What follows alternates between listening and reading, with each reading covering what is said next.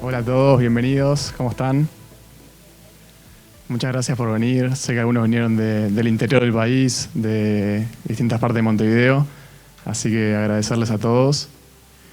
Y agradecer, antes de presentar a nuestro invitado de honor, quiero agradecer a Guille por la coordinación de la actividad.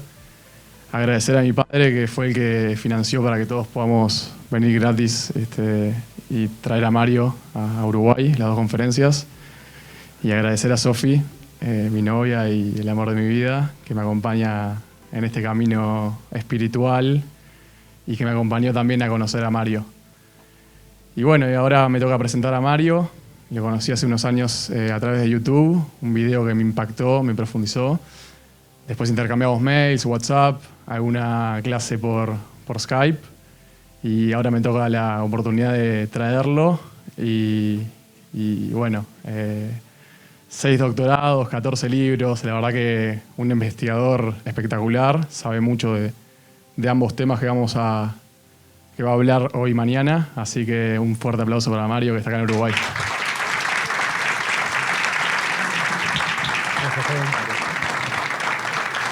Bueno, Kevin es muy valiente, no sé si se dieron cuenta, ¿eh? Declaración de amor y traerme a mí es peligroso. Yo no sé qué es más peligroso. Traerme a mí no tanto, ¿eh? Kevin, esto se graba. Yo veía a la pareja de Kevin que grabó todo, por las dudas. Y mañana va al notario y todo se cierra. Bueno, agradecidos por estar aquí. La verdad que un placer, una emoción muy grande, llegar a la banda oriental. Yo vengo de la occidental, cada uno tiene su cruz.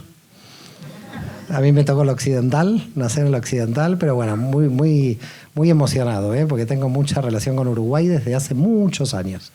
Mi bisabuela dejó hermanas aquí, mi abuelo tenía amigos, bueno, así que con Uruguay tengo muchísima relación y además amigos uruguayos en Barcelona, que algunos están en las clases de Cábala en Barcelona, así que esto viene de lejos, casi de la época de Rivera y Oribe, imagínense.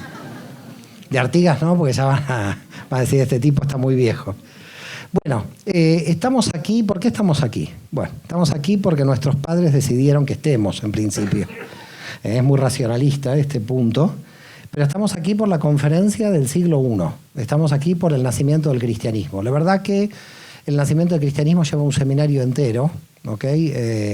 Un seminario por lo menos de 10 horas 12, y tengo que intentar de que en una hora, aproximadamente 1 hora 10, y después abrimos a las preguntas, ¿no, Kevin? Vamos a abrir preguntas, ustedes puedan comprender el desarrollo de cómo se formó el cristianismo, por supuesto de su raíz judía, y los puntos centrales de la evolución que tuvo el cristianismo y cuándo podríamos decir que es una religión separada, que siempre fue lo que a mí realmente me llamó la atención cuando comencé las investigaciones.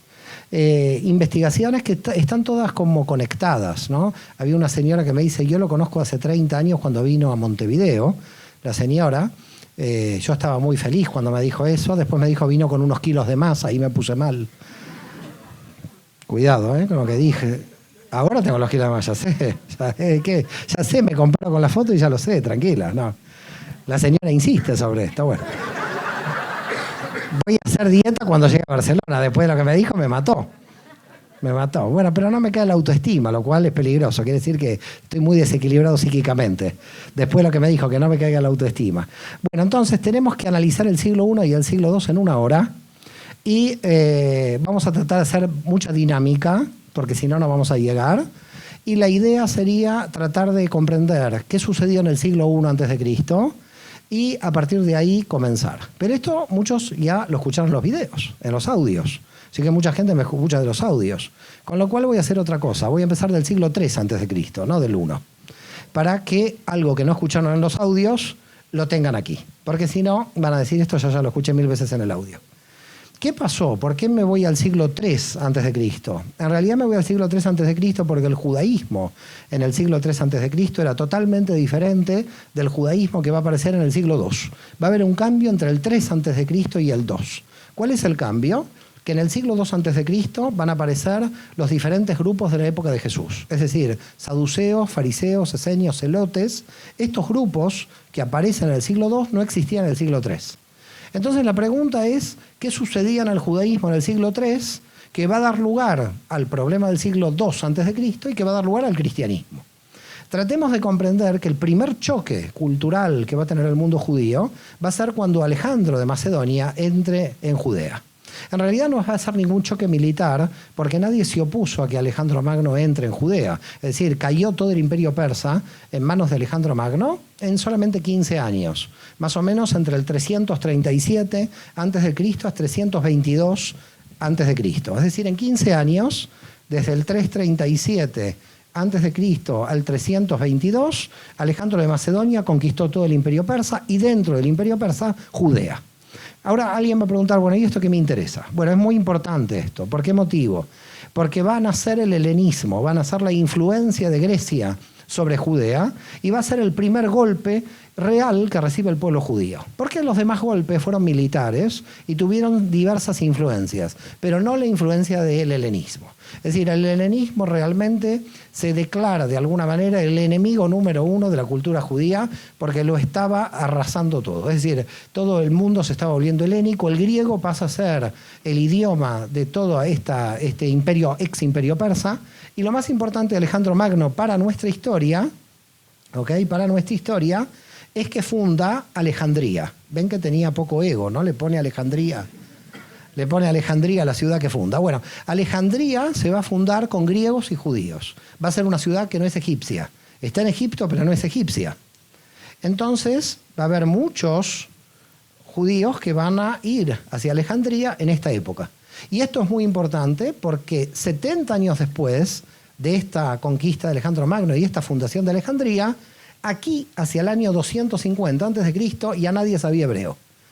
Se había perdido absolutamente el hebreo entre los judíos de Alejandría y los judíos de Alejandría solamente sabían griego. Y como solamente sabían griego, aquí había un problema. Cuando iba la gente a la sinagoga no entendía nada. ¿Ok? Un poco como ahora, que tampoco entendemos nada, pero en general la gente sigue yendo. Tenemos un poco de masoquismo en el mundo judío, seguimos yendo aunque no entendemos. Bueno, en esa época la gente no sabía hebreo porque lo había perdido por el griego, y entonces aparece un meturgemán. Qué palabra difícil. Se los digo rápido, era el traductor de la Biblia, digamos, el texto de la Torá, alguien lo leía en hebreo, y alguien en voz alta lo traducía al griego porque ya nadie entendía nada. En esta situación de que nadie entiende ya el hebreo, se produce lo que se llama la traducción de la Biblia al griego, la Septuaginta, que fue para luego los rabinos un día de desgracia para el pueblo judío, porque con esa traducción empezaron los problemas teológicos. Es más, el cristianismo luego, basado en el texto de la Biblia griega, va a traer problemas teológicos. Es decir, problemas teológicos para el propio cristianismo. Les voy a dar nada más un caso para que entiendan el problema que aparece en la traducción. Un solo caso.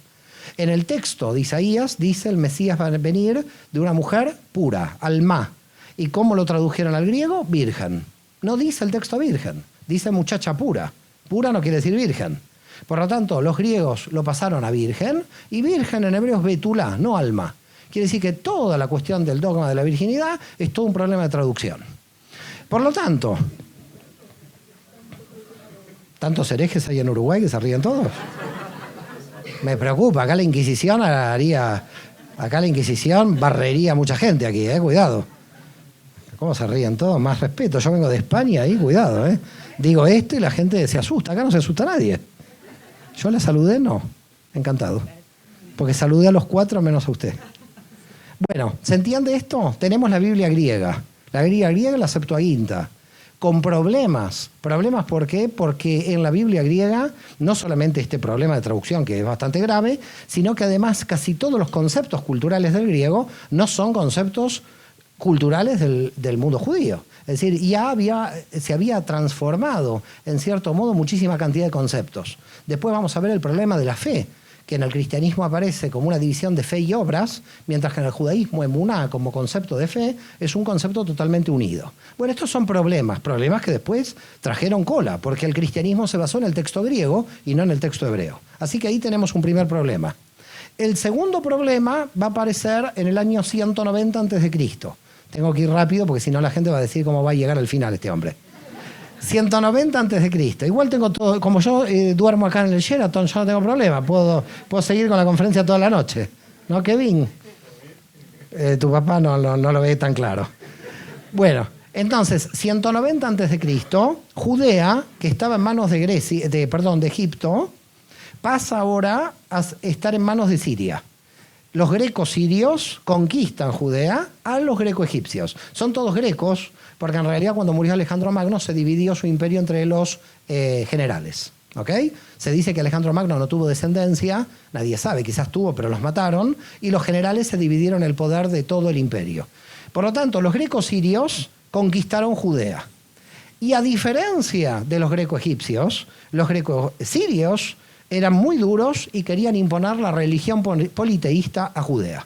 Y como Judea no quería la religión politeísta, se levantaron la familia de los asmoneos, que ustedes conocen como la rebelión de los macabeos. La rebelión de los macabeos, 167 a.C. Se levantan contra los grecosirios porque los grecosirios quieren imponerles la religión pagana. ¿Hasta aquí me van siguiendo? ¿O ya estamos perdiendo? ¿Esto qué es? ¿Un ataque antisemita? Ok, bueno. Entonces, los macabeos, 167 se rebelan y hay una lucha muy grande, hay una festividad muy famosa en el mundo judío, sobre todo famosa porque viene de Estados Unidos, entonces empezó la competencia entre Navidad y Hanukkah, ¿ok? Y esto se llama Hanukkah. Hanukkah se llama cuando los macabeos terminaron triunfando. Lo que no explican del triunfo es que hubo 25 años de guerra antes del triunfo, es decir, del 167 al 142. En el 142 a.C., los macabeos ganan la guerra, entran en Jerusalén, van a liberar y ustedes contentos, muchos judíos encienden las velas, todo festivo. Fue una masacre Hanukkah. De las velas nada. Ahora vamos a explicar la verdadera historia de Hanukkah. Cuando el ejército judío de los macabeos entró en Jerusalén, que ellos se iban a proclamar reyes de Judea. Los sacerdotes del templo de Jerusalén dijeron, ustedes no son reyes de Judea. No son reyes de Judea porque no descienden de David. Y para ser rey de Judea hay que venir de la tribu de Judá, de la dinastía de David. Y los macabeos dijeron, pero nosotros tenemos el ejército. Esa es la única diferencia. Así que el que no quiere, lo vamos a pasar a cuchillo. Y entró el ejército judío a matar a los sacerdotes judíos del templo. Eso es Hanukkah con las velitas. Fue una masacre, una locura terrible de sacerdotes muertos por el ejército judío que se oponían a que los macabeos sean reyes de Judea porque no eran de la dinastía de David. En el 142 a.C., los macabeos se proclaman reyes de Judea, aunque no son de la dinastía de David, pero la oposición de los sacerdotes que estaban en el templo de Jerusalén no fue totalmente exterminada, y esos sacerdotes que se salvaron de la matanza de los macabeos se fueron al desierto y crearon el movimiento de los esenios. Los esenios, en el Mar Muerto, son los descendientes de los verdaderos sacerdotes que estaban esperando a un Mesías descendiente de David, contra los macabeos. Y los sacerdotes corruptos que va a imponer los macabeos van a ser los saduceos.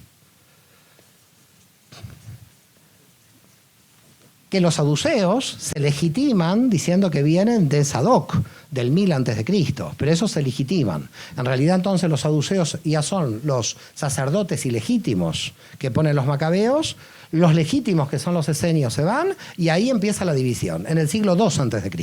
Todo esto no está en los audios, por lo tanto lo estoy agregando, para que la gente esté feliz de hacer este viaje, porque dicen me podía quedar con internet tranquilo en vez de escuchar este tipo que vino a Montevideo.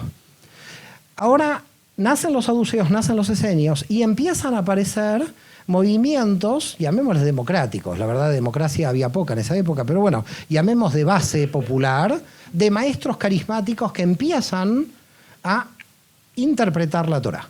Y estos es el movimiento rabínico, aparecen los rabinos. Que los rabinos no son elegidos por otros rabinos, sino que son maestros que van apareciendo, pululan, carismáticos, que van de un lado a otro y que van interpretando la ley. Y estos que interpretan la ley van a ser los fundadores del movimiento de los fariseos. Los fariseos son entonces los que interpretan la ley. Señores, tenemos ya todos los grupos. Tenemos los saduceos del templo de Jerusalén, que odiaban a los esenios y a los fariseos.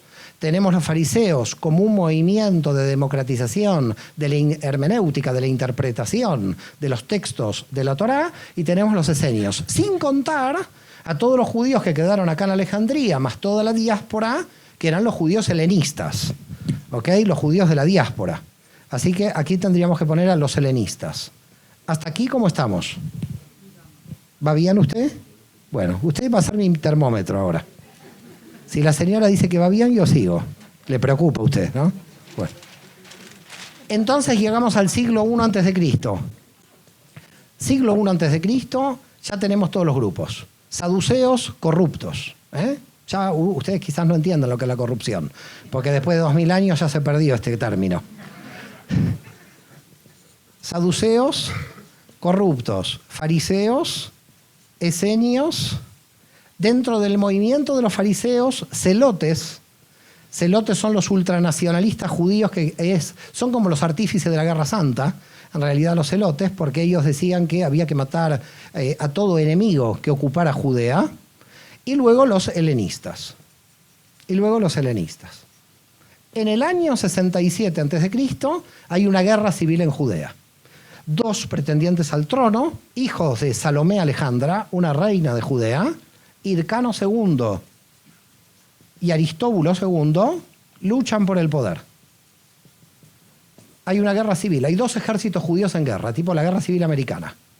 Estos 2 ejércitos judíos se combaten entre sí, mueren miles de judíos combatiéndose entre ellos, 2 ejércitos totalmente divididos, pero nadie termina ganando la guerra. Entonces Hircano II llama a Roma. Porque si hacemos el análisis del mapa, ya Roma había conquistado a los grecos sirios. Por lo tanto, Roma delimitaba al norte con Judea. Hircano II llama a Roma, ¿y en quién estaba ahí arriba? Pompeyo. Y Pompeyo entra por derecho legitimado porque el rey Hircano II lo llama. Quiere decir que para el derecho romano no hay ocupación. Hay llamado de un rey judío para intervenir sobre Judea. Los romanos entraron y no se fueron más, porque la legitimidad estaba dada por Hircano II. Aristóbulo II lo matan, se terminó, y ponen a Hircano II como rey de Judea. Rey de Judea Hircano II desde el menos 67 al menos 40, 27 años. Pero no murió en el menos 40. Roma se cansó, dijo, ¿para qué lo quiero? Entonces en el menos 40 lo encarceló y se terminó. En el menos 40, Roma ya puso a un títere absoluto como rey, que es Antípater. Este rey, en realidad, es Idumeo, porque los macabeos habían realizado una conversión forzosa. La única conversión forzosa de la historia judía salió un desastre, como todas las conversiones forzosas. Intentaron convertir a los idumeos forzosamente al judaísmo, y este Antípater odiaba al pueblo judío. ¿Qué hizo Roma? Simple, vamos a poner de gobernante al que odia al pueblo judío, que es Antípater. Antípater fue solamente rey 3 años, del menos 40 al menos 37, y hijo de Antípater va a ser Herodes el Grande. Y aquí entramos en la historia. Esto fue la primera parte. Todavía no hay conferencia. Todo esto fue el desayuno. Herodes el Grande, del menos 37 al menos 6. Rey de Judea, ilegítimo por todos lados, porque en realidad era hijo de Antípater, que era idumeo, puesto por Roma. Roma ya ocupaba este territorio.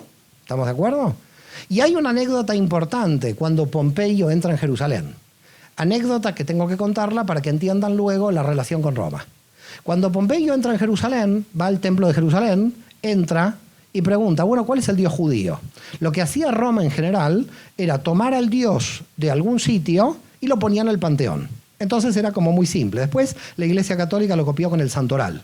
Es decir, empezaron a aparecer santos en diferentes pueblos para legitimar cada pueblo dentro del santoral. Es la misma estrategia, de alguna forma. Pero la idolatría hacía, los romanos decían, bueno, entramos en una tribu. ¿La tribu cuántos dioses tiene? Tenemos 3 dioses, venga, al panteón.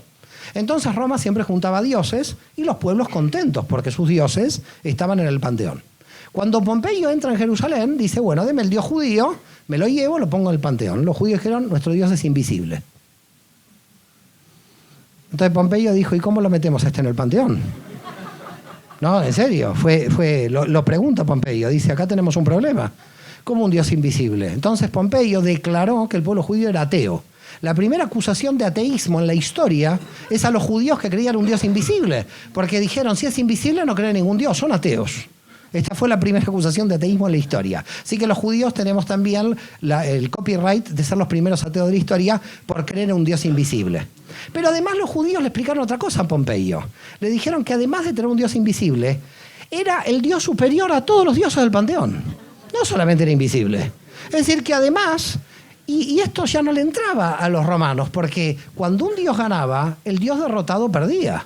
A ver, entre dos pueblos en la antigüedad, cuando había un dios que ganaba este dios, el dios perdía. Ahora, el pueblo de Israel inventó una teología infalible. Cuando el Dios de Israel gana, gana Dios. Cuando pierde, el pueblo tiene el pecado. No es que pierde Dios. Una teología increíble. Siempre gana. Si gana Dios, gana Dios. Si pierde Dios, el pueblo tiene pecados, por eso Dios no nos deja ganar. Por lo tanto, entonces, transfiriendo los pecados al pueblo, Dios o gana o empata, porque no hay forma. Llegamos a la época de Herodes. Siglo I.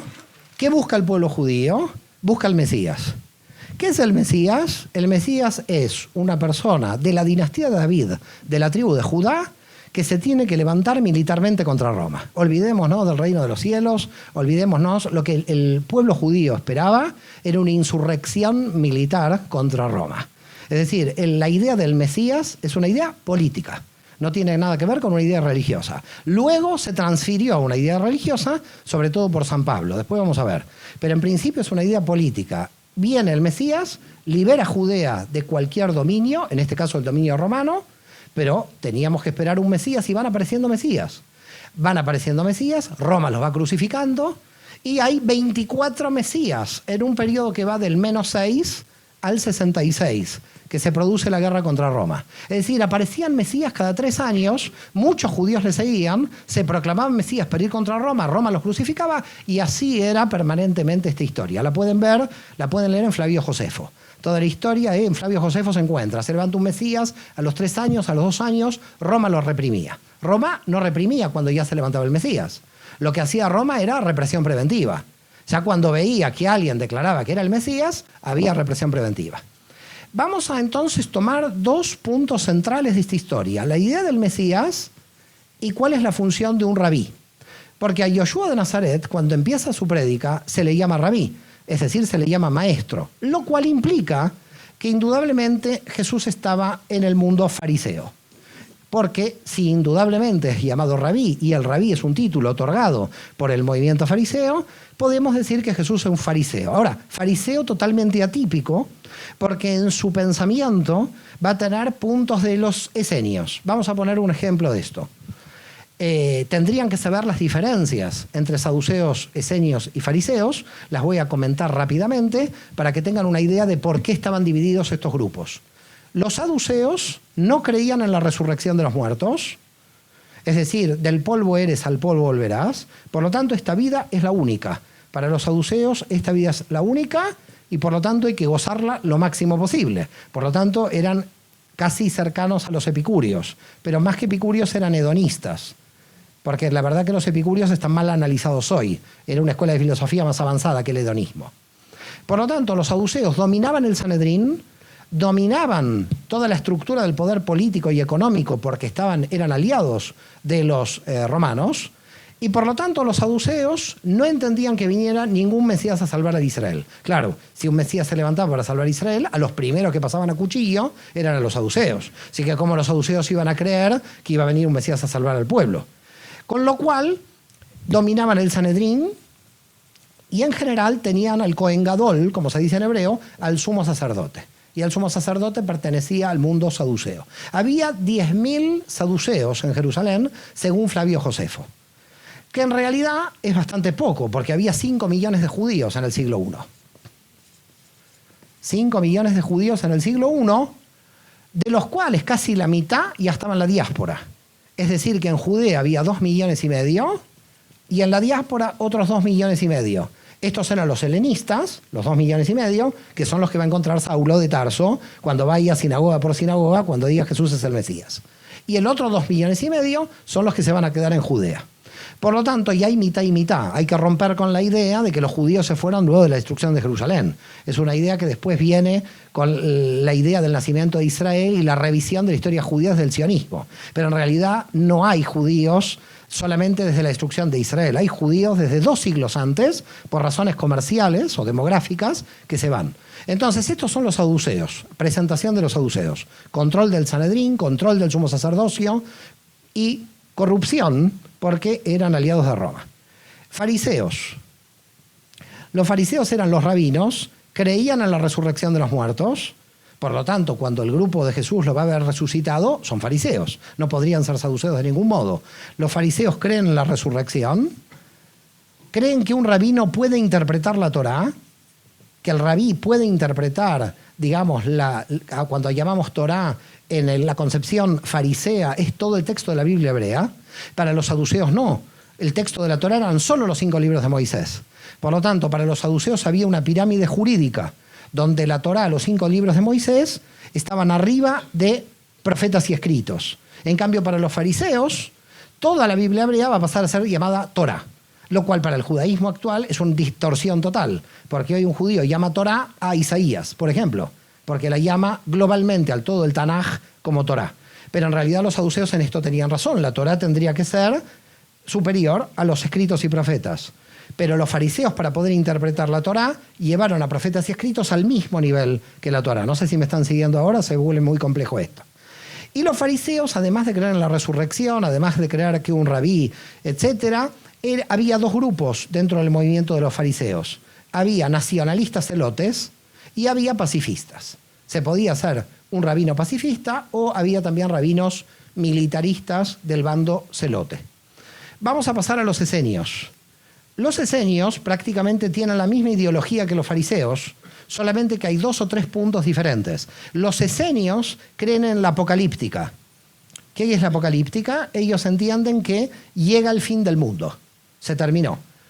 Con esa generación se terminaba la historia. Y cuidado que en el nacimiento del cristianismo va a haber mucha influencia. Va a haber mucha influencia de los apocalípticos. Decían los esenios que iba a haber una lucha que aparece en el texto del Apocalipsis de San Juan entre Gog y Magog en el final de los tiempos, que aparece luego en el Talmud también. Es una tradición judía de la lucha entre el bien y el mal que se va a producir en el Har Megiddo. Ar en hebreo quiere decir montaña. En la montaña de Megiddo, de ahí Armagedón. ¿Ok? Es de ahí que viene la palabra Armagedón. Los esenios también entendían que había que compartir el 100% de los bienes. Es decir, usted llegaba al movimiento esenio, tenía que llegar con toda su propiedad privada. Se acabó la propiedad privada, los esenios no creían en la propiedad privada. Tenían que entregar todos los bienes. No sé si recuerdan en un momento a Yoshua de Nazaret, a Jesús, cuando viene el joven rico. ¿Alguien recuerda esto o no? Cuando viene el joven rico y dice, yo quiero ser perfecto. La gente se olvida de esto, no sé por qué. Quiero ser perfecto. ¿Y qué le dice Jesús? Que entregue todos los bienes a los pobres. ¿Y quién cumple esto? Porque esto es esenio, no es fariseo. Los fariseos solamente pedían el 10% de las ganancias, que es el diezmo. Y lo mismo pedían los saduceos, el 10% de las ganancias. De los 5 millones de judíos, solo 800 fueron esenios. Lamento, los que hicieron el kibutz sabían que tenían que fracasar, porque ya en el siglo I había fracasado la cosa. Así que solamente 800. 800 se entregaron a los pobres. Va mal la cosa, el mundo va mal, así, la verdad, ¿no? Y siempre a los cristianos yo les digo, lean este párrafo de Jesús. Nadie lo quiere leer, claro. Se lee lo que conviene siempre. Bueno, los esenios eran entre 800 y 1000 en 22 comunidades alrededor del Mar Muerto, y los esenios tenían 100% de los bienes. Cuando Jesús le dice eso al joven rico, indudablemente es una influencia de los esenios. Es decir, Jesús tuvo que haber estudiado con los esenios o se tuvo que haber formado en algún momento con ellos, porque esto no es fariseo, no es ideología farisea. Se entiende entonces que Jesús es fariseo, pero con algunos puntos que lo combinan, que lo contactan con los esenios, probablemente por Juan el Bautista también, que no sabemos si seguramente Juan el Bautista estuvo por esta región del desierto. Y Yoshua de Nazaret aparece, es un rabino, empieza a predicar. ¿Qué predica? Bueno, predica la ley de Israel, dice que la Torah es válida, que hay que observarla. Nosotros leemos en el texto de Levi ben Alfeo, que ustedes lo conocen como San Mateo, en el Evangelio de San Mateo, capítulo 5, versículo 17, dice, no penséis que he venido a abolir la ley ni los profetas, sino a dar cumplimiento. Quiere decir que el hombre observaba la Torá, era un rabino que observaba la Torá, no cambiaba absolutamente nada. Cuando le preguntan cuál es el principal mandamiento, dice, Shema Israel, Adonai Eloheinu, Adonai Echad, escucha Israel, Dios es único, es uno, y esto está en Marcos, capítulo 12, versículos 28 a 32. De un lugar al otro, es decir, desde el nacimiento de Jesús, toda su vida y su muerte, Jesús fue judío. Judío en su nacimiento, judío en su vida, judío en su muerte. Y jamás pensó en fundar una nueva religión. Ahora, la pregunta es, ¿cómo puede ser que de un rabino judío se forme una nueva religión? Ahí viene la cuestión de la investigación y ahí viene qué creó Jesús como movimiento. Todo rabí fundaba una Keilah. Seguramente que los que vienen de la tradición judía, Keilah o Kal, entenderán qué quiere decir. Keilah en hebreo es comunidad. Pero lo que no se sabe en general en el mundo judío es cuando se traduce Keilah del hebreo al griego. Y cuando se traduce es eclesia. Eclesia es Keilah en griego. Cuando un judío dice, voy a mi comunidad, está diciendo voy a la iglesia. Pero no lo sabe. Porque no sabe que comunidad en griego es eclesia. Cuando un cristiano dice voy a la iglesia, no sabe que dice que va a la comunidad judía. Por lo tanto, lamento a los judíos decirle que van a la iglesia y también lamento decirle a los cristianos que van a la comunidad judía. Porque es la misma palabra que se está utilizando, solamente que se perdió la raíz común. ¿Estamos de acuerdo? Así que el rabí Yeshua creó una Keilah, creó una iglesia. No es que creó la iglesia. No, todo rabino creaba iglesias, porque todo rabino creaba eclesias, todo rabino creaba una comunidad. Este rabino, además, designa Shelihim. Shelihim en hebreo quiere decir enviados. Cuando viene alguien de Israel a una comunidad de la diáspora, viene un Sheliach. Viene un Sheliach, un enviado. ¿Cómo se dice Sheliach en griego? Apóstol. Señores, cuando Israel envía un enviado, envía un apóstol. Y cuando el enviado hace Shlihut, está haciendo un apostolado. Por lo tanto, las comunidades judías son iglesias que reciben apóstoles. El rabino de acá, no está acá el rabino, ¿no? De Montevideo. ¿Y se está grabando para que llegue el rabino esto?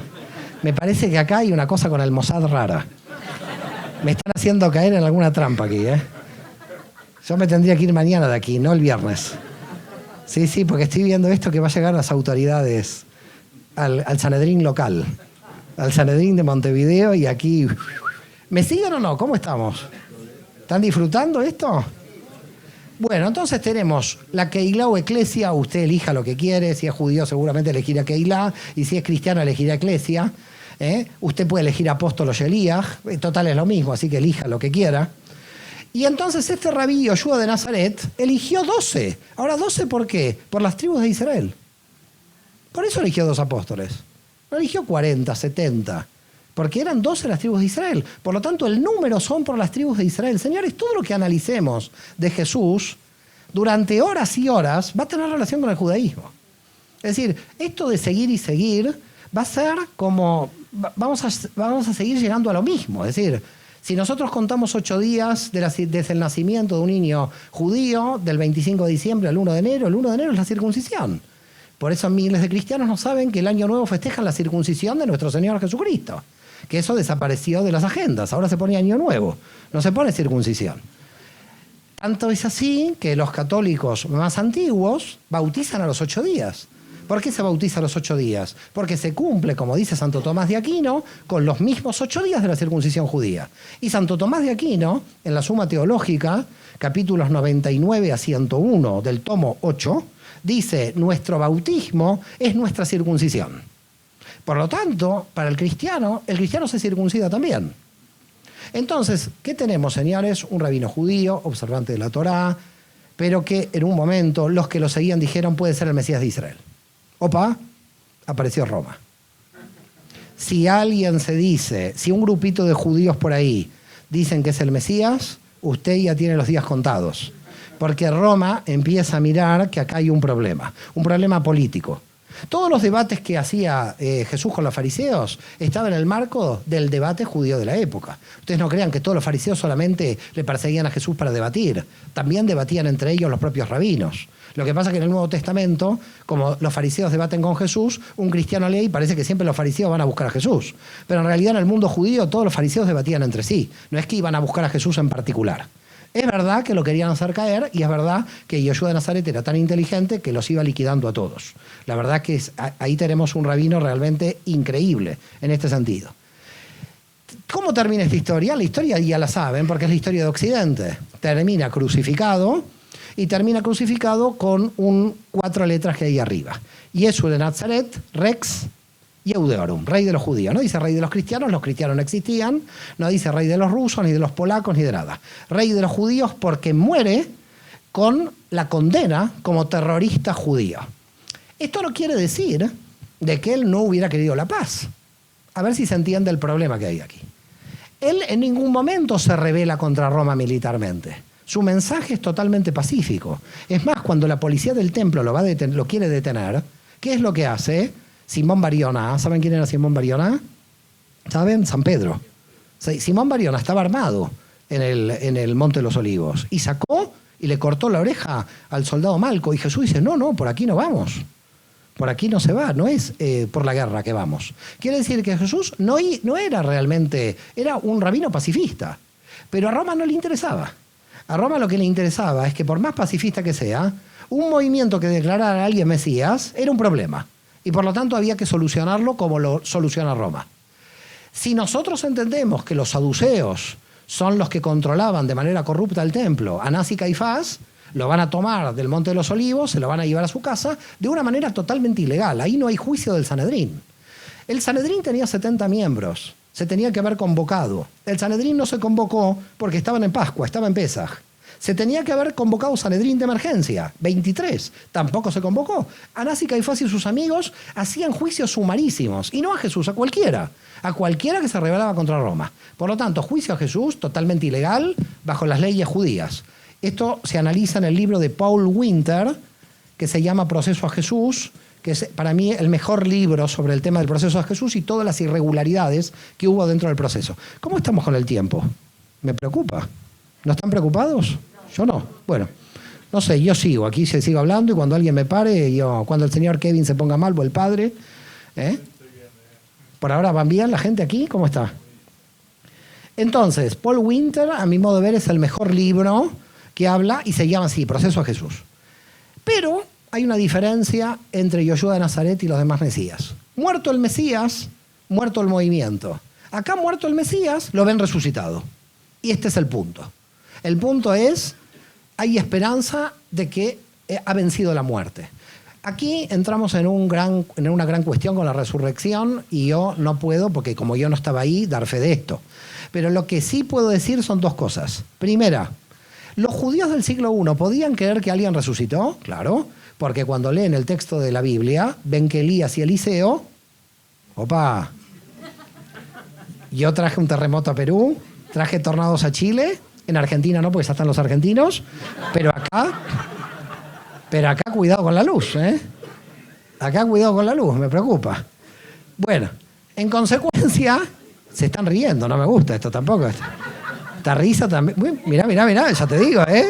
Ya te digo, no, esto... No, yo conozco, se está enojando. Dice este hereje, se está enojando. Bueno, Jesús crucificado, tema de la resurrección. Dice Flavio Josefo que cuando terminó la guerra del 70 contra Roma, había 3 crucificados judíos que eran amigos de él, y él le dijo a Tito, bájamelos de la cruz porque son mis amigos. De esos 3, uno sobrevivió. Quiere decir que había algunos casos de supervivencia en la cruz, primer punto. Y el segundo punto, ¿por qué lo pudieron ver resucitado? No en cuerpo, pudieron haberlo visto en imagen, ¿ok? Y es porque en la tradición judía hay resurrecciones. Por ejemplo, Elías y Eliseo, estos profetas, resucitaron gente. Con lo cual, un judío en el siglo I puede creer que alguien resucitó totalmente.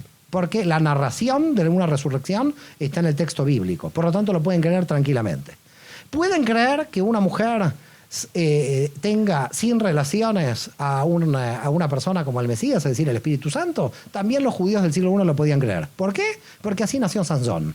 Si usted lee la historia de Sansón, y esto lo explico en el Judaísmo de Jesús, en mi libro, la historia de Sansón es igual a la historia con respecto a María. El padre de Sansón se fue, 3 meses de trabajo, llegó, y la mujer dijo, vino un ángel rubio con ojos celestes, increíble. ¿Qué pasa en Uruguay? Me preocupa Uruguay. Uruguay me preocupa, desde que aquí dividieron la iglesia y el Estado, la cosa se complicó mucho. En consecuencia, la madre de Sansón, si ustedes leen la historia de Sansón, ¿ok? El señor Manoa, llegó después de 3-4 meses y le dijo, nace del Espíritu Santo. Vino un ángel que me dijo, van a ser el... Quiere decir que, cuidado, los judíos no pueden decir luego que los cristianos creen en el Espíritu Santo, ¿cómo creen en eso? Porque nosotros también lo creemos en el texto. También creemos en esa historia de que el Espíritu Santo lo tuvo a Sansón. Así que o creemos que el Espíritu Santo tuvo a Sansón, en consecuencia no nos podemos quejar que el Espíritu Santo sigue en sus andanzas. Claro. Es decir, o uno u otro. Un judío no puede decir, no creo en el Espíritu Santo con Jesús. ¿Y entonces qué hacemos con el padre de Sansón? Los señores de la Keilah están muy serios, me preocupa. Estos son los que van a informar al rabino. Estos son los que van a informar al rabino. Tengo acá un pequeño Sanedrín. A usted no. A usted no. Usted parece José de Arimatea. Usted tiene cara que me va a bajar de la cruz. Bueno.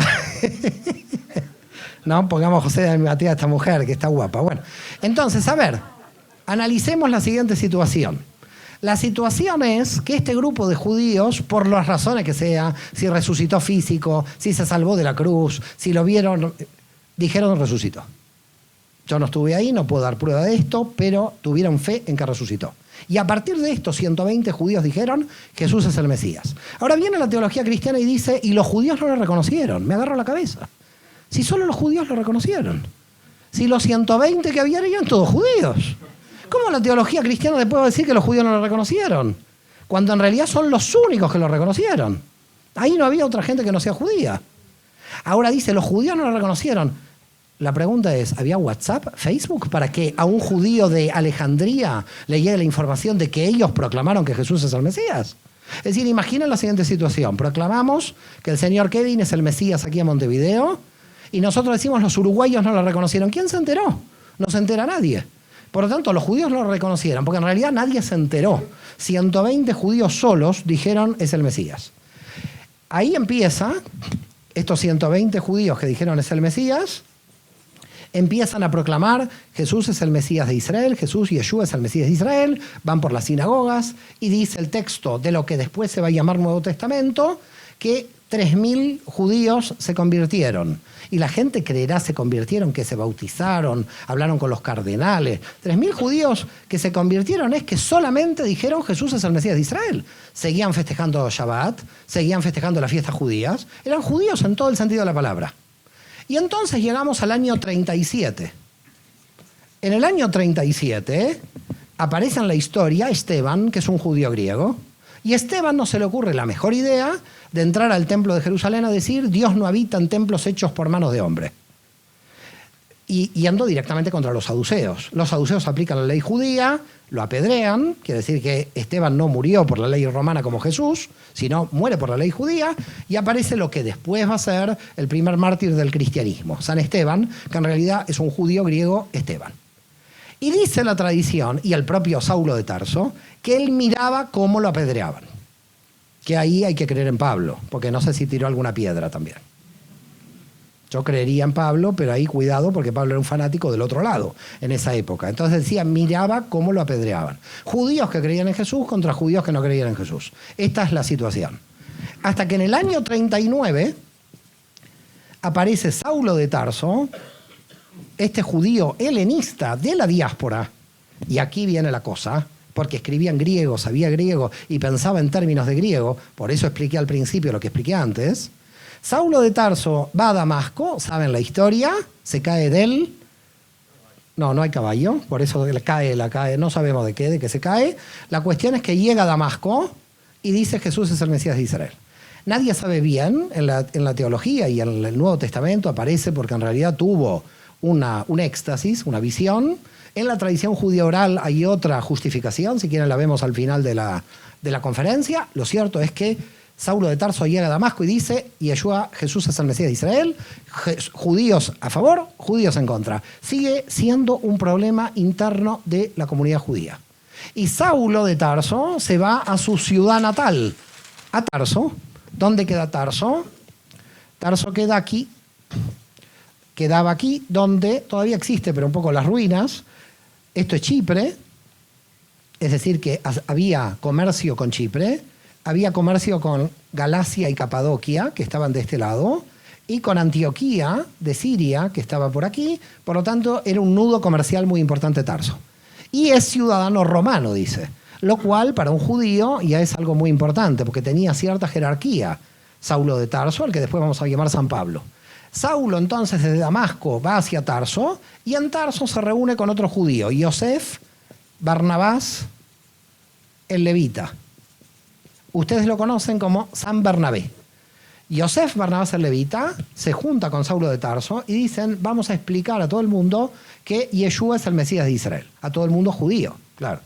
Y entonces, Yosef Barnabás el levita, como era un judío de Chipre, y dice las crónicas que en Chipre había más de 100.000 judíos. Es decir, que había una gran cantidad, casi había muchísima cantidad de comunidades judías en Chipre. Dijeron, vamos a ir aquí, y esto está en Hechos de los Apóstoles, en el Nuevo Testamento, el primer viaje de San Pablo. Ahora, imaginemos lo siguiente.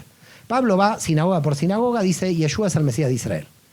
Si un rabino que lo invita a Pablo a entrar a la sinagoga pensaba que él estaba creando una nueva religión, ¿lo invitaba a entrar a la sinagoga? Entonces, ¿por qué entraba tan tranquilo? Porque el rabino que le invitaba estaba creyendo que estaba haciendo propaganda a un grupo interno dentro del judaísmo. Porque si no, ningún rabino hubiera traído. Y todo Hechos de los Apóstoles son viajes de Pablo sinagoga por sinagoga. Quiere decir que Pablo tampoco era consciente de estar formando una nueva religión, ni los rabinos a los que estaban invitando a Pablo dentro de las sinagogas eran conscientes de estar formando una nueva religión. Creían que estaban apoyando un grupo interno dentro de la comunidad judía. Es como si la comunidad judía hoy dijera que venga la gente de Chabad Lubavitch a hablar. Entonces nadie piensa que están formando una nueva religión, sino que es un grupo interno dentro del mundo judío. ¿Se entiende lo que estoy diciendo? Si nosotros ahora nos concentramos 2 o 3 minutos, o 5 minutos, voy a pedir un poco más, sobre lo que Pablo vio, ¿ok? Sobre lo que Pablo vio en las sinagogas, vamos a entender la primer quiebre para un poco el nacimiento del cristianismo. Pero todavía no hay cristianismo. ¿Qué es lo que vio Pablo en las sinagogas? Las sinagogas de la diáspora no estaban solamente llenas de judíos, sino que los rabinos de aquella época eran muy liberales e invitaban a un montón de los judíos a las sinagogas. Quiere decir que en las sinagogas, en las primeras filas, estaban los que habían fundado la comunidad judía. Quiere decir que estamos hablando de judíos, abuelos, bisabuelos, etcétera, genealógicamente judíos. Solamente estaban en las primeras filas de la sinagoga porque habían fundado la comunidad. Luego, en las segundas filas de la sinagoga, está lo que se llama en hebreo Ger Tzedek. Se los voy a traducir. Se llama prosélitos de justicia.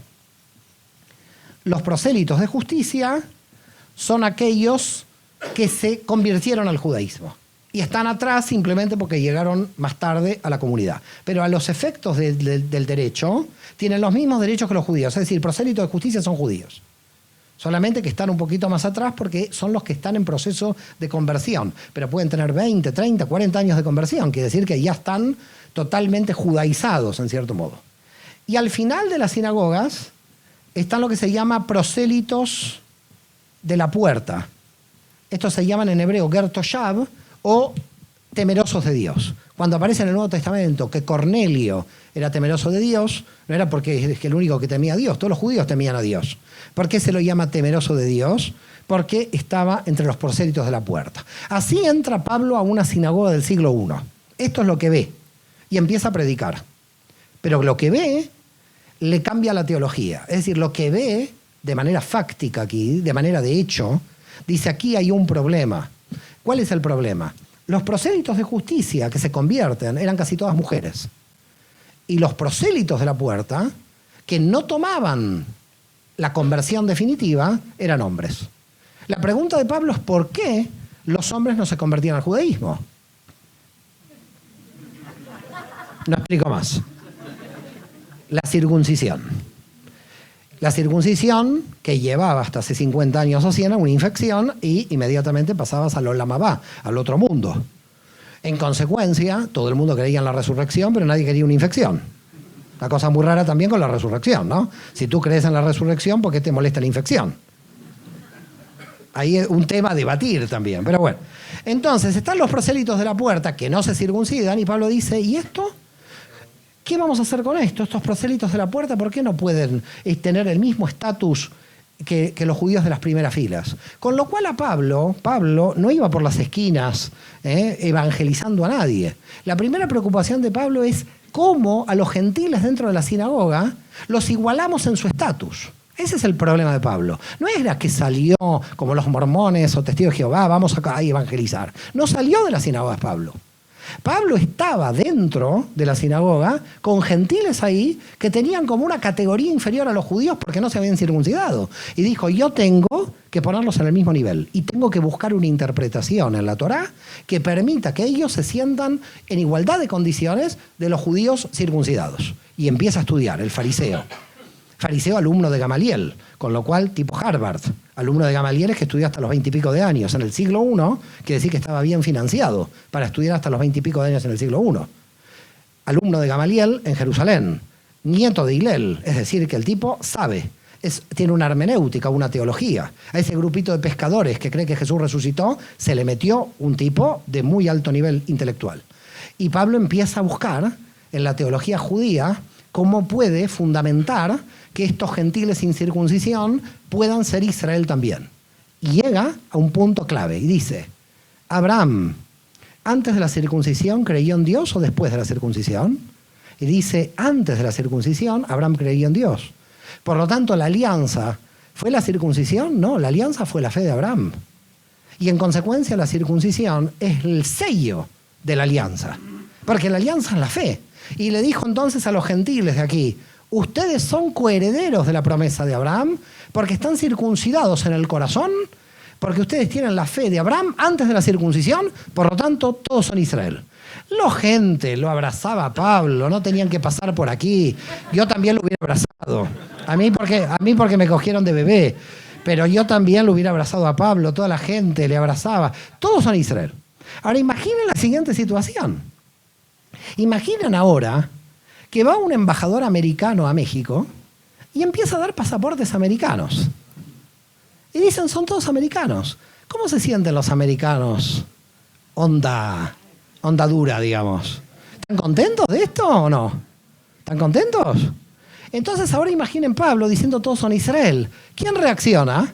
Los judíos de las primeras filas de la sinagoga. Que dicen, a ver, mientras debatimos Mesías sí, Mesías no, acá no hay ningún problema, porque esto queda dentro del marco judío.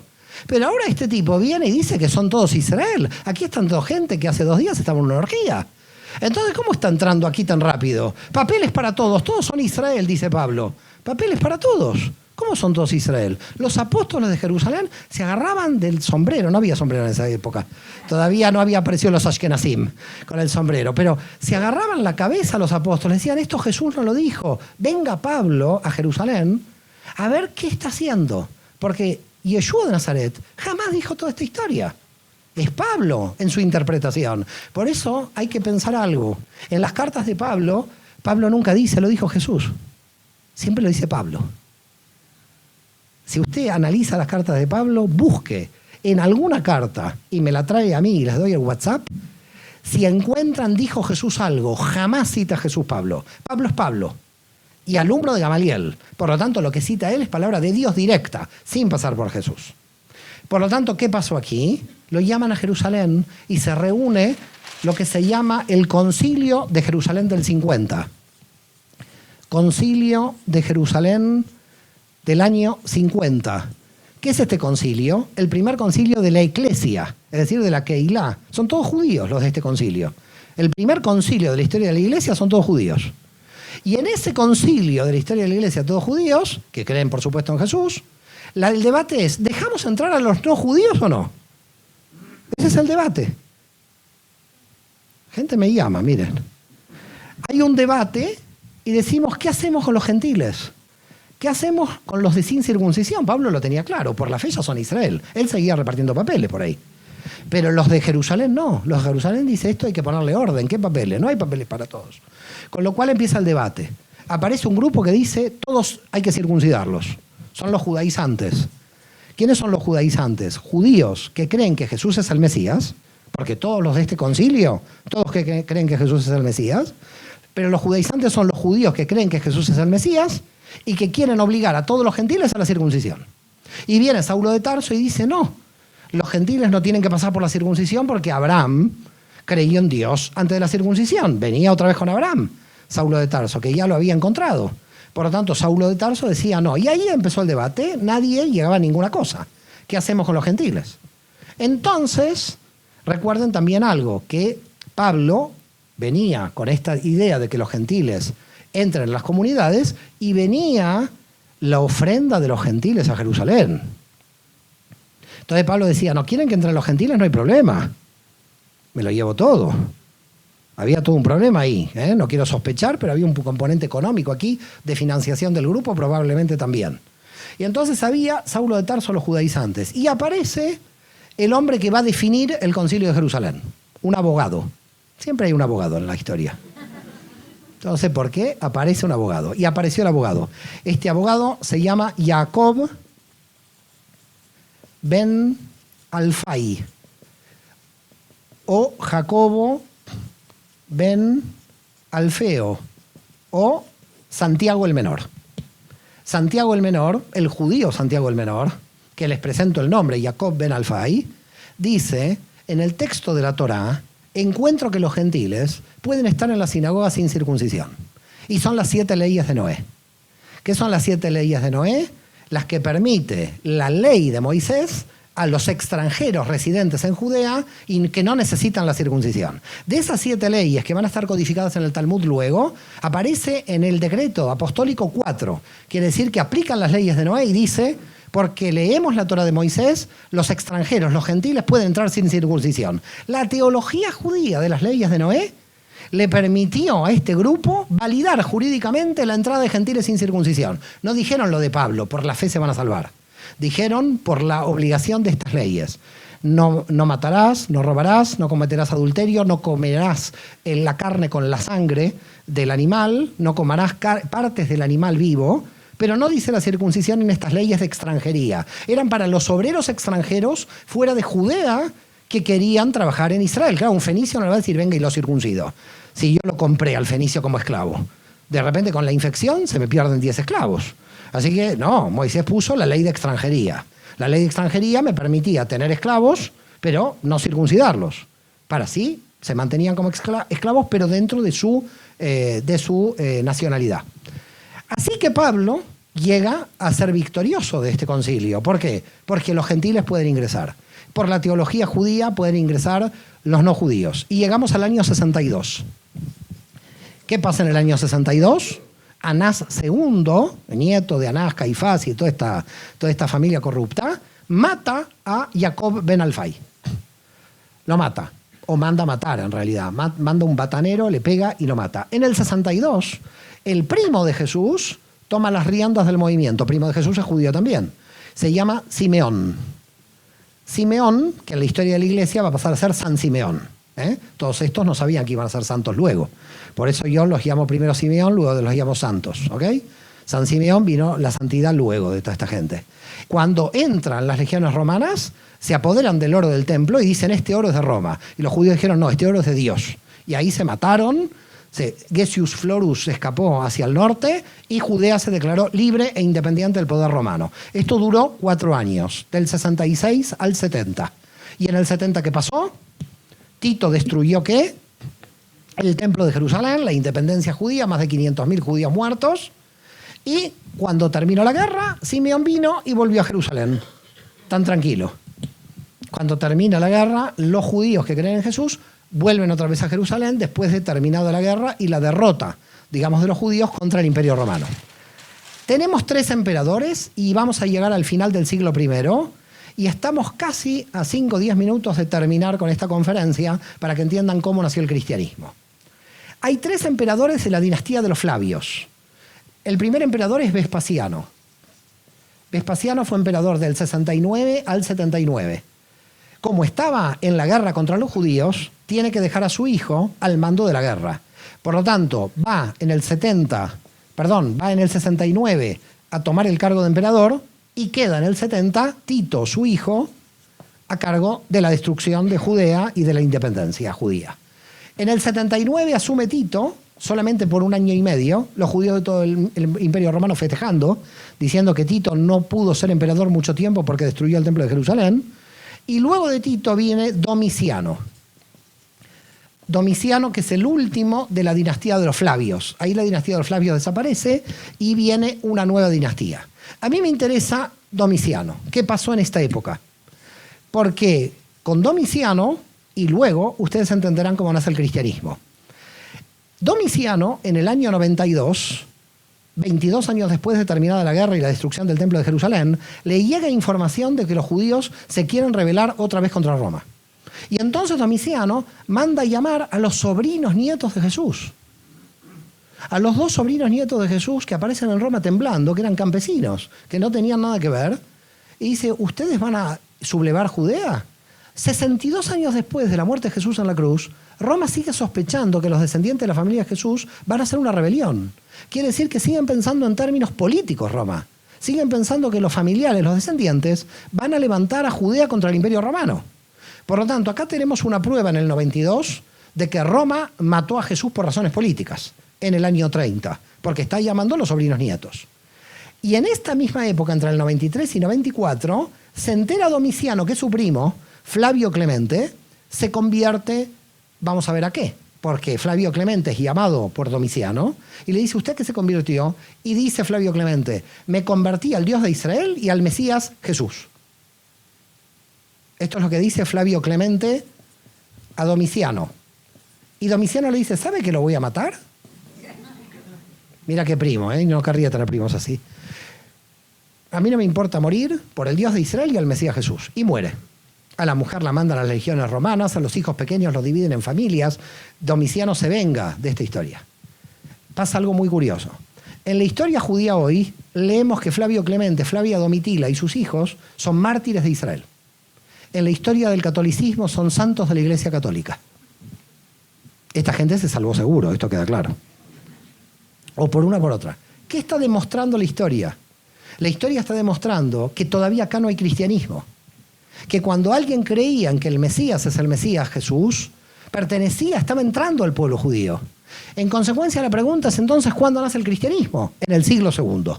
Es en el siglo II cuando nace el cristianismo y en realidad nace por una razón política que la voy a explicar.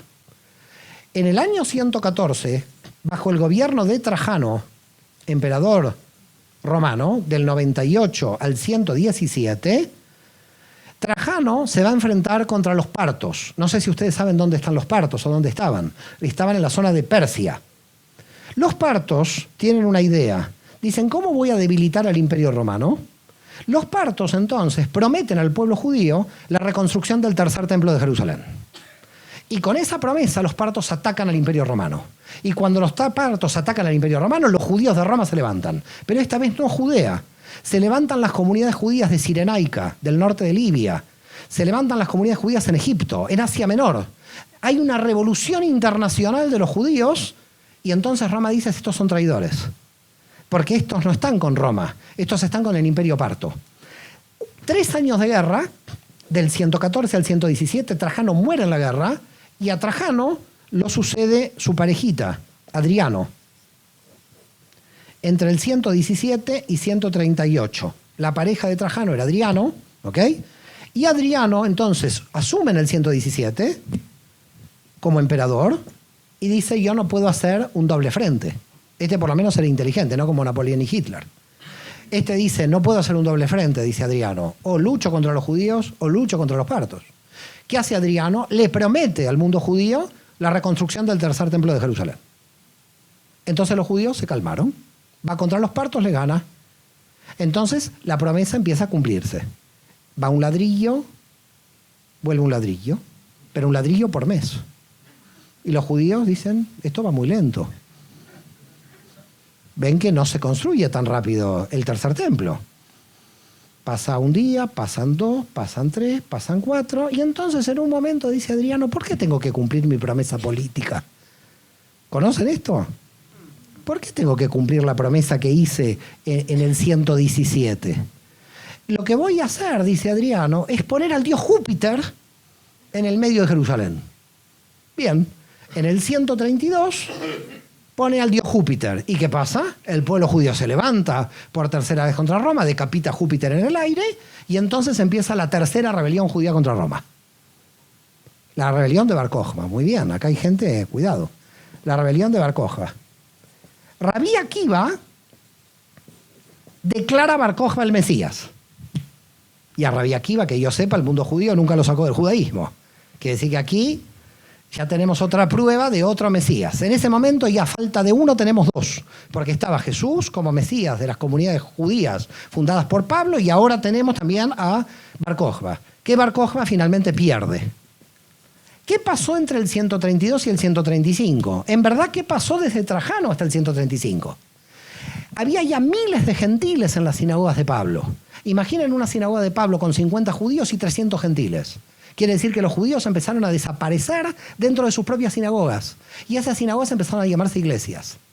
Cuando entraba un romano, decía, ¿ustedes son judíos? No, no, somos cristianos. Nosotros creemos en Cristo. Porque si decían que eran judíos, pertenecían a la traición al imperio.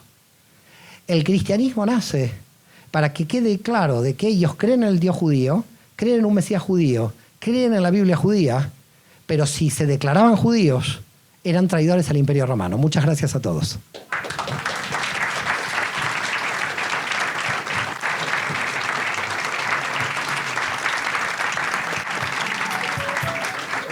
Gracias. No sé si quieren empezar con las preguntas y pasamos al micro. ¿Alguien quiere preguntas? ¿Alguna pregunta?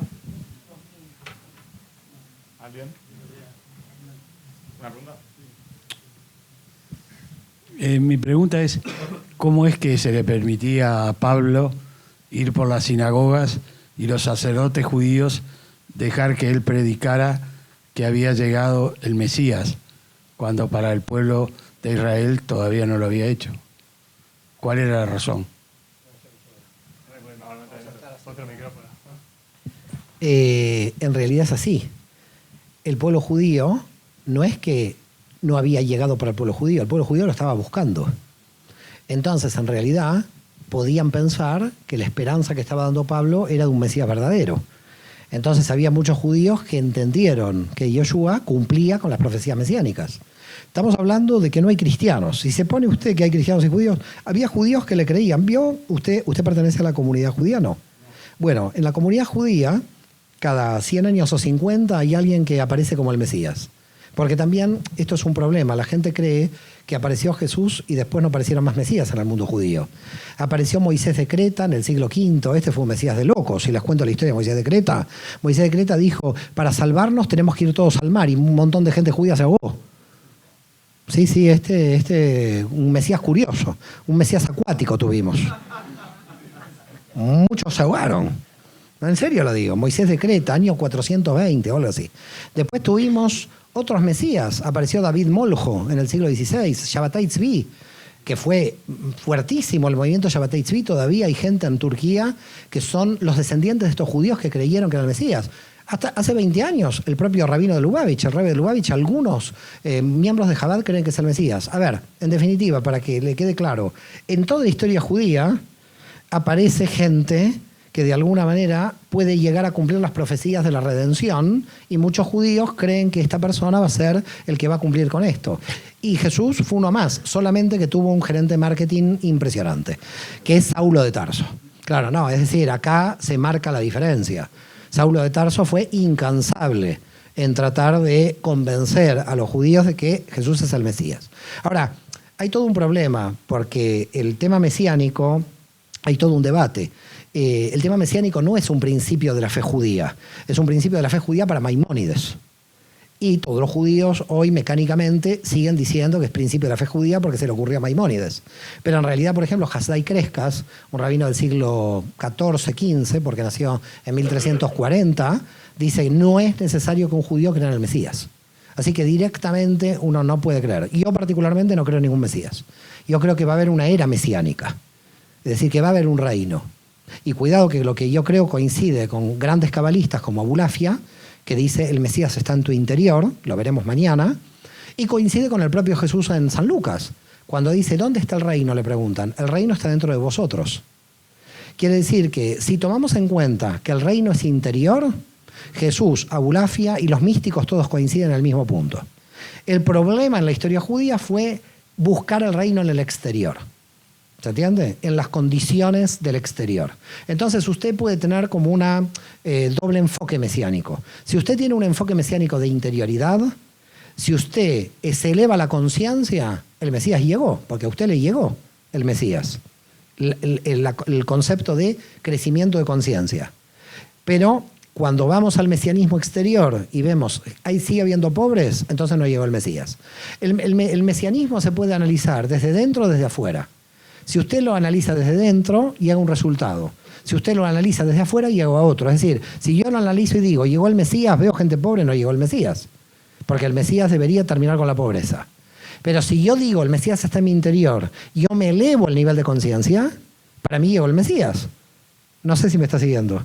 Porque es un efecto interior. Acá la cuestión mesiánica no es Jesús, no es Jesús. Acá la cuestión mesiánica es, ¿se produce un cambio en mi interior? ¿O se tiene que producir un cambio en el exterior? Esta es la gran pregunta. No de nada.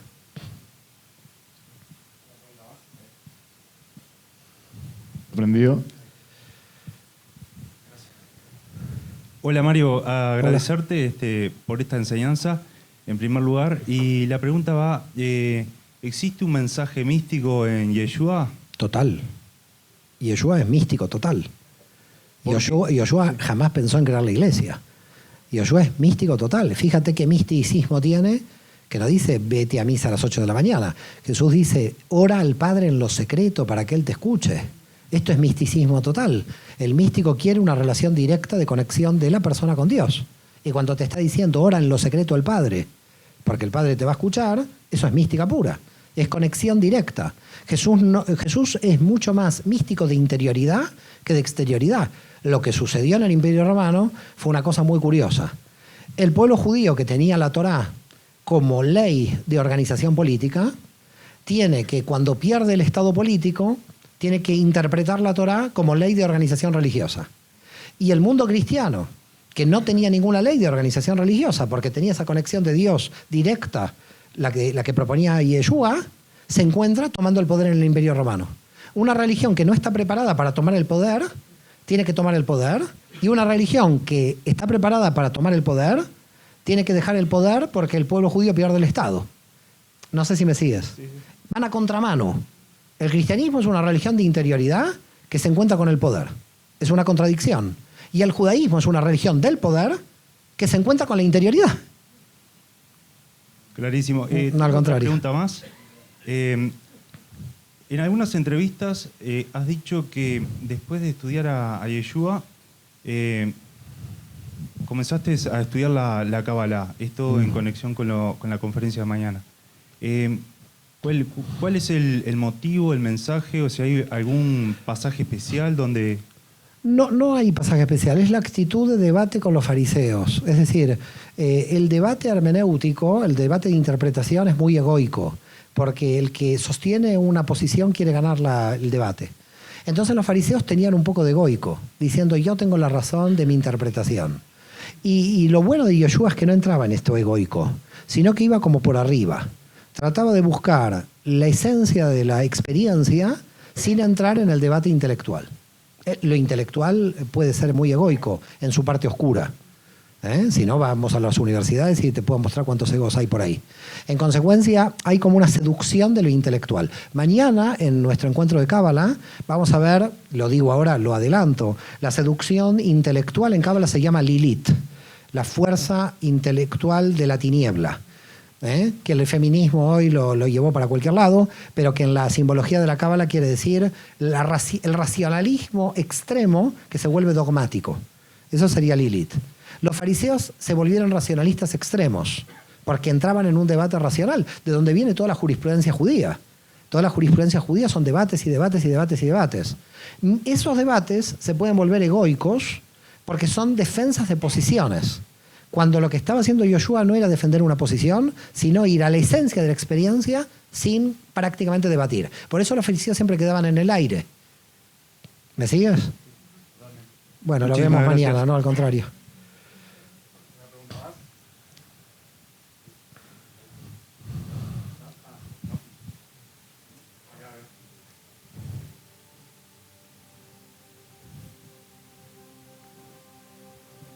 Hola. Hola. Sí. Yo quería preguntarte, como que vengo también de una educación cristiana, de los milagros de Jesús, que cuando te escuché a vos me resonó lo que Jesús era un rabino cabalista, que por eso se explicarían los milagros y no como hijo de Bueno, Dios. en realidad hay, primero que todo, hay muchísima cantidad de milagros en el texto del Antiguo Testamento, en el texto del Tanaj, pero además también ahí se confunde un poco la fuerza que alguien puede llegar a tener, si quieres hablar de algo paranormal, con alguna tradición médica que haya aprendido entre los esenios. Porque se dice que, por ejemplo, los esenios tenían un tipo de barro que curaba alguna ceguera. Entonces probablemente él tenía esta aptitud.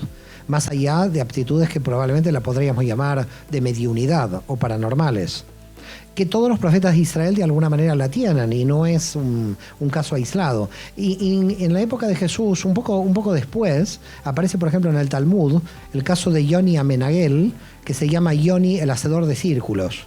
Por ejemplo, había casos de gente que hacía círculos y provocaba lluvia, dice en la tradición del Talmud. Quiere decir que los milagros no son como algo que lo definiera él como Mesías. Luego vino la cristología, la teología cristiana, diciendo, bueno, si hizo milagros es el Mesías.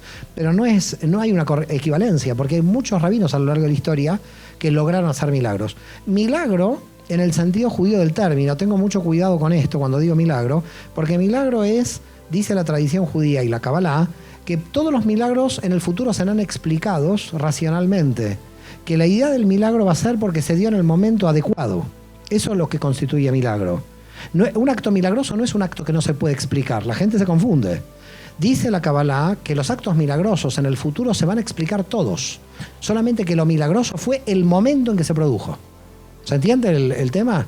Entonces, si alguien viene a mí y me dice, yo sé por la bajamar que la luna y por eso pasó al pueblo de Israel, perfecto, bien, seguro que pasó por eso. Ahora la cuestión es, alguien sabía la bajamar, alguien lo calculó y el milagro fue que se produjo la bajamar y en ese momento. Con lo cual, cuidado, todos los milagros, dice la tradición, serán explicados en el futuro, pero no dejarán de ser milagros porque el milagro es la oportunidad, no el hecho. ¿Se comprende? Gracias, Upa, pero este es un Sanedrín bueno. No permitió que me vaya gente buena esta. Bueno, gracias. Bueno, no sé si hay más preguntas. Muchísimas gracias a todos.